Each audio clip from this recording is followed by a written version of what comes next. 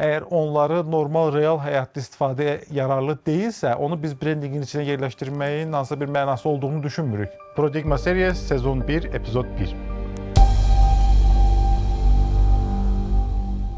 Bu bizim kanalımızda normal video kimi paylaşdığımız birinci videomuzdur. Növbəti bu series videolarında mən danışacağım biz bu seriyesi, news'u, unboxing'i, review videolarını nə üçün çəkirik. Amma bugün sizə Prodigma olaraq, şirkət olaraq gördüyümüz ilk işdən danışacağım. Hansı ki o bizim özümüzün brendidir. Deməli, 2022-ci ildən artıq biz bu işlə məşğul oluruq. Biz deyəndə bu vaxta qədər mən özüm məşğul olurdum, 2022-ci ildən. Bu vaxta qədər yox, 2024-cü ilə qədər mən özüm məşğul olurdum. Foto məsələsi ilə, əsas da qrafik dizayn və web dizayn məsələsi ilə. Ondan sonra yavaş-yavaş artıq sifarişlərin çox olduğunu görüb, ümumiyyətlə bu sahəyə özümün də marağının çox olduğunu görüb və mən bunu birləşdirib artıq bir şirkət kimi eləməyin vaxtı çatdığını fikirləşib, bunu bir şirkət kimi bir formaya salmağı qərar aldım. 2024-cü ilin fevral ayından biz başladıq və artıq birinci işimiz kimi, şirkət olaraq birinci işimiz kimi təbii ki, öz şirkətimizin həm brendingini eləməliydik, adını tapmalıydıq, bunu bir şirkət kimi formalaşdırmalıydıq. Deməli, ilk növbədə biz neynədik? Biz birinci növbədə ad tapmalıydıq təbii ki, şirkətimizə. Bunu belə Əhməd zat belə adlar qoymaq istəmirdik. Normal bir adı olsun istəyirdik, biraz tarixçəsi olsun istəyirdik, bir məna kəsb eləsin. Bu formada bir ad fikirləşirdik. Köhnədən həmişə mənim ağlımda olan, həmişə maraqlı olan mənə, məsəl üçün deyirdilər, riyaziyyat.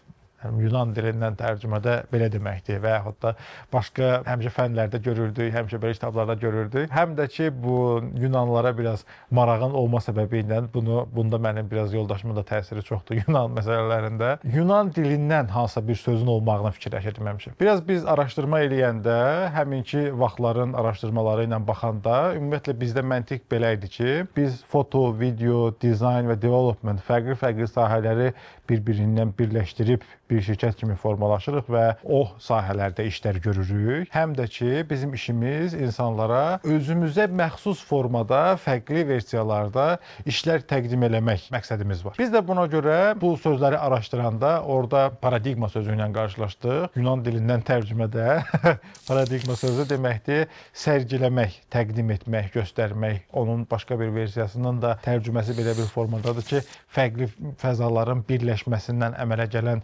müstəvi formasında tərcümə olunur. Bu paradigma sözü əslində gəldi, tam bizim istədiyimiz, belə deyək, bir söz ortaya çıxdı. Biz də onu biraz video sahəsi ilə, productionla uyğunlaşdırmaqdan ötəri başlıqdakı paranı pro elədik və Prodigma adını ortaya çıxartdıq. Prodigma adı ortaya çıxandan sonra da burada şirkət kimi yaranma məsələləri var. Vergilərdə baxırsınız, elə bir ad varmı, mümkündürmü həmin adda şirkət eləmək? Yəni ki, biz bunun bütün əqli mülkiyyət hüquqlarına Prodigmanın sahibiyik.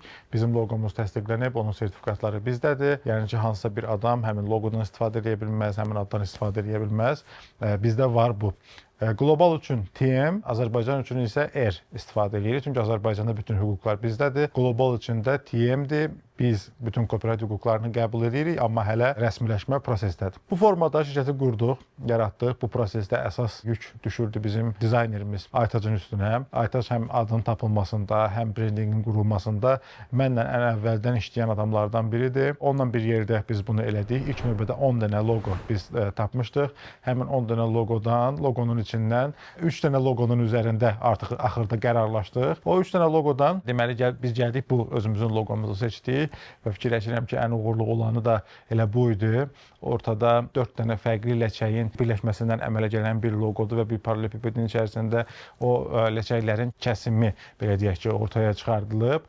Orada istifadə etdiyimiz rənglərimiz, fontlarımız, yazılarımız hər biri bizim məqsədlərimizi özündə saxlayan, hansı formada biz insanlara təqdim eləmək istəyirik, işlərimizi hansı formada görmək istəyirik, onları özündə birləşdirən bir brending sistemi qurduq. Təqribən 70 səhifəlik bir brendingimiz var və hələ də bu gün də həmin o brendingi biz hər yeni iş görəndə, hər yeni bir belə deyək, layihə eləyəndə biz orada müəyyən yeniliklər eləyirik, müəyyən şeyləri brendingimizə əlavə eləyirik ki, o daim yenilənən, ölməyən bir variantdır bizdə. Həmişə o qalacaq, həmişə o formada onun üstündə işləyərək gedəcəyik. Brendingin içərisində hazırladığımız bəzi məhsullar məhsullarımız var. Ümumiyyətlə biz brendinqi hazırlayanda məhsulların mütləq şəkildə onların istifadəyə yararlı olmağını biz üstün tuturuq. Yəni məsələn Behance-da, Dribbble-da, Instagram-da, bütün bu sosial media səhifələrində portfolio kimi paylaşılan saytlara baxsaz və yaxud da məhsullara baxsaz, onlara ilk baxışda çox gözəl görünürlər. Yəni siz deyirsiniz ki, ayda nə gözəl saytdır, belə elə. Amma onun istifadəsinə gələndə görürsən ki, artıq heç bir istifadəyə yararlı bir şey yoxdur onun içində. Yəni sən məsəl üçün saytın içinə girirsən, normalda o saytı qurmağın məqsədi məsələn girib falan şeyi yükləyib oradan çıxmaqdırsa, amma sən girib onu yükləyib çıxana qədər içəridə bütün səhifələri gəzməli olursan, 100 dənə yerə klik eləməli olsan və s. və l. Amma bizim məhsullarımızda bizim həmişə məqsədimiz o saytın useful olmağıdır, yəni istifadəyə yararlı olmağıdır. Çünki istər sayt olsun, istər dizayn elementləri olsun, əgər onları normal real həyatda istifadəyə yararlı deyilsə, onu biz brendinqin içində yerləşdirməyin hansısa bir mənası olduğunu düşünmürük və bunu əsas tutaraq birinci növbədə öz brendimizin üstündə biz daha dərindən işləmişik. Özümüzdə düzəltdiyimiz adicə qovluqlardan, istifadə etdiyimiz bu bəclərdən belə deyək və yaxud da nə bilim hansısa qələmin üstündəki dizaynımızdan, hansısa vizit kartımızdan onların hər birini elə bir formada biz hazırlamışıq ki, onları rahat şəkildə daimi olaraq yenidən çap eləyib, yenidən istifadəyə verib, istifadə eləmək olar, rahat şəkildə hazırlamaq olar. Əgər məsəl üçün hansısa bir dizayn hazırlamısınız və bu dizaynı ümumiyyətlə Bakıda olmasın və ya da başqa bir yerdə olsun, həyata keçirmək çox çətindir. Onu özünüzün yaşadığınız yerdə birbaşa həyata keçirə bilmirsiniz. Onun üçün başqa adamlar tapmalısınız. Kimsə sənin üçün məsələn bir futbolka dizayn eləmisiniz, yenidən bir köynək dizayn hazırlamalıdır, tam başqa bir material hazırlanmalıdır. Bunlar təbii ki, çox uzun çəkən proseslərdir və bu prosesə hər adam girmək istəmir.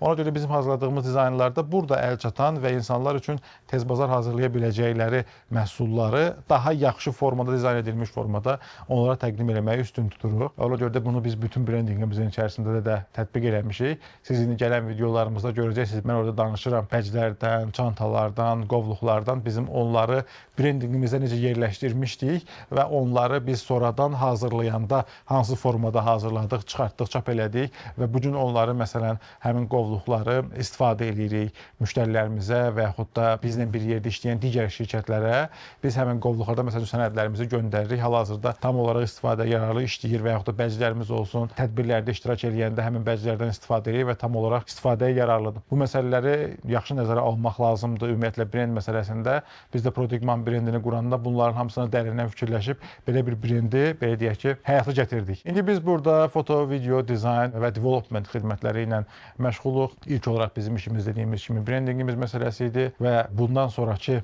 əsas gələn işlərimizdən biri barədə mən gələn videomuzda danışacağam. Hansı ki, çox maraqlı bir videodur. O videonu da danışanda belə tam olaraq ilkinci kimi həyəcanlı formada danışmışam. Ən çox qürur duyduğumuz və sıfırdan elə bir sifariş olmadan yaradıb, müştərini də bəyəndirib satdığımız bir məhsuldan danışacağıq gələn videomuzda. Hələlik sağ olun, görüşək.